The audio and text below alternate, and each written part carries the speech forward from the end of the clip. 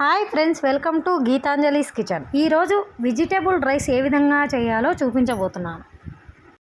ముందుగా ఒక గిన్నెలో ఒక గ్లాస్ బాస్మతి బియ్యాన్ని తీసుకొని శుభ్రంగా 2 సార్లు కడిగి నీళ్లు పోసి ఒక అర్ధగంట సేపు నానబెట్టాలి. తరువాత ఒక కడాయిని తీసుకొని 2 టేబుల్ స్పూన్ల ఆయిల్, కొంచెం నెయ్యి వేసి హీట్ చేయాలి.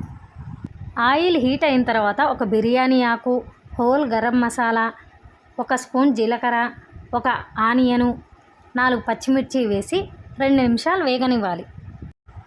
వేగిన తర్వాత కొన్ని బీన్సు, 1 ఆలు, 1 క్యారెట్టు, కొన్ని పచ్చి బఠానీలు, 1 స్పూన్ అల్లం పేస్టు, తగినంత ఉప్పు వేసి కలుపుకోవాలి. కలుపుకున్న తర్వాత ఒక టమోటా పండును వేసి కలుపుకొని 2 నిమిషాలు మగ్గనివ్వాలి.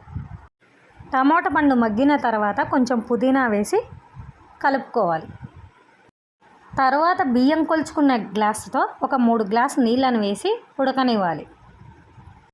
నానబెట్టిన బియ్యాన్ని ఇందులో వేసి ఒకసారి కలిపి మూత పెట్టి ఒక 5 నిమిషాలు మీడియం ఫ్లేమ్లో ఉడికించుకోవాలి. 5 నిమిషాల తర్వాత మూతను తీసి ఒకసారి కలుపుకోవాలి. అంతే ఫ్రెండ్స్, సింపుల్గా వెజిటేబుల్ రైస్ రెడీ.